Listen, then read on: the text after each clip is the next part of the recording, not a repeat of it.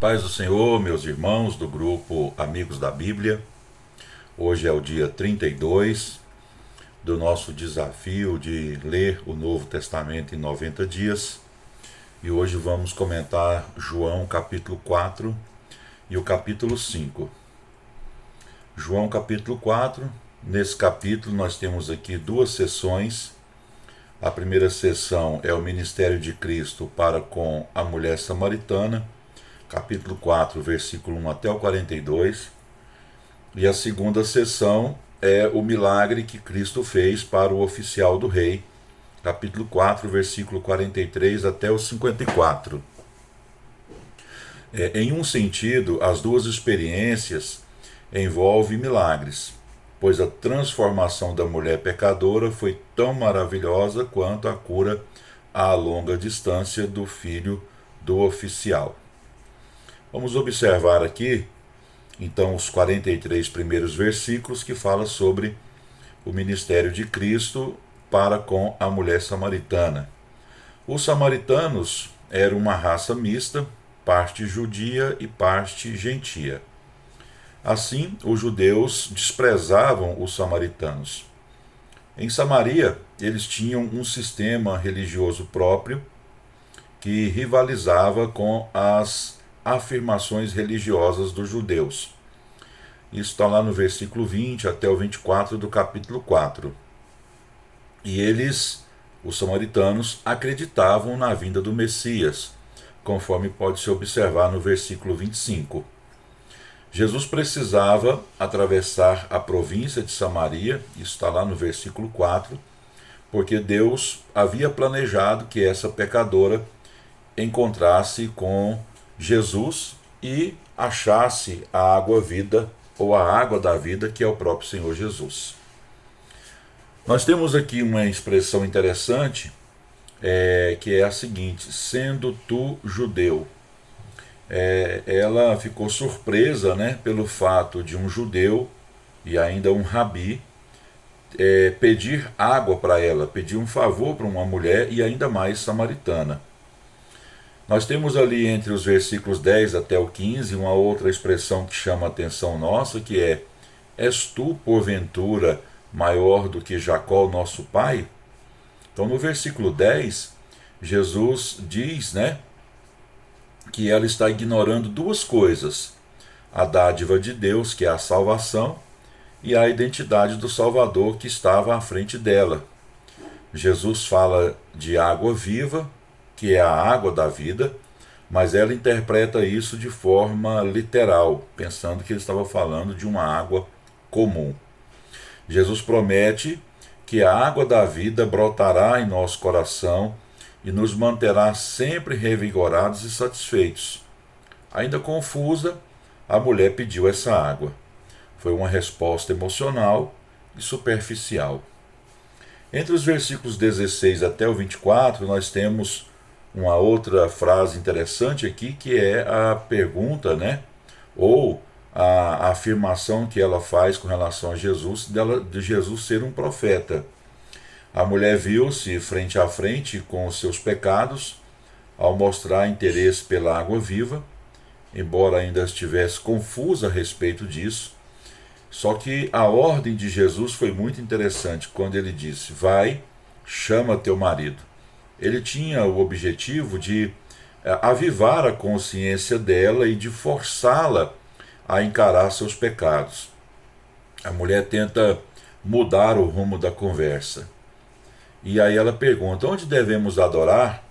Jesus disse que o importante é conhecer o Pai e que isso acontece apenas por meio da salvação e que a salvação pertence aos judeus. Agora ele a faz enfrentar seus pecados, seu desejo por satisfação e o vazio de sua fé religiosa. No versículo 25 até o 42 nós temos uma pergunta interessante aqui, que é: será este porventura o Cristo? Agora os olhos dela abrem-se para a resposta e para a autoridade da palavra de Cristo, e ela crê nele e é salva por isso.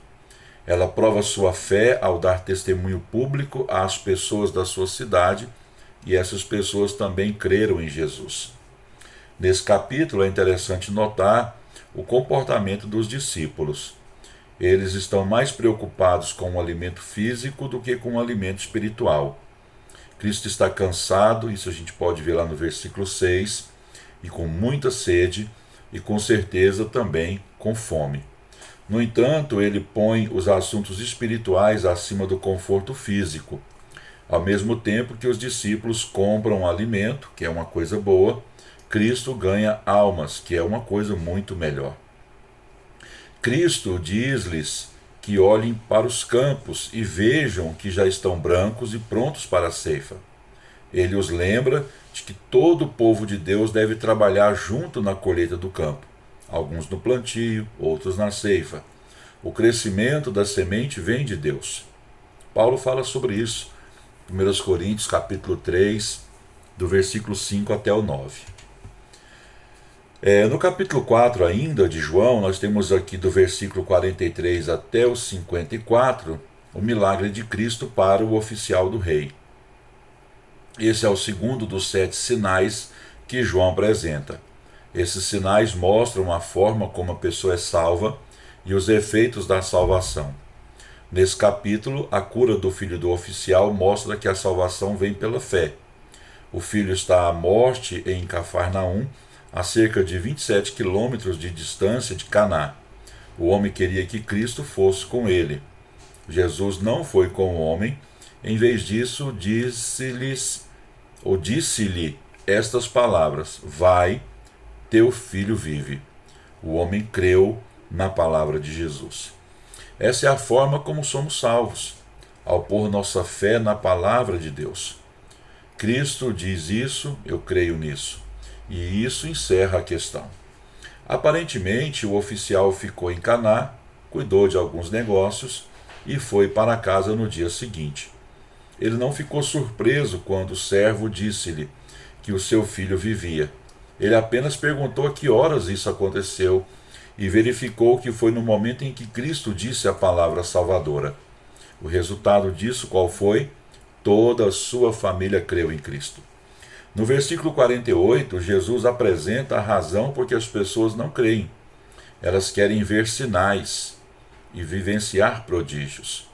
A única coisa que nos garante a vida eterna é a fé em Cristo Jesus, que vem aí através da palavra de Deus. João capítulo 5. Como acontece em diversos capítulos do Evangelho de João, nesse capítulo a mensagem fundamenta-se em um milagre. Capítulo 5, versículo 17 até o 47. Vamos aqui observar que o milagre, a salvação é pela graça. Capítulo 5, versículo 1 até o 16. Esse sinal completa a série de 3 milagres que mostram como a pessoa é salva. O primeiro, que é a transformação da água em vinho, mostra que a salvação se dá por meio da palavra de Deus.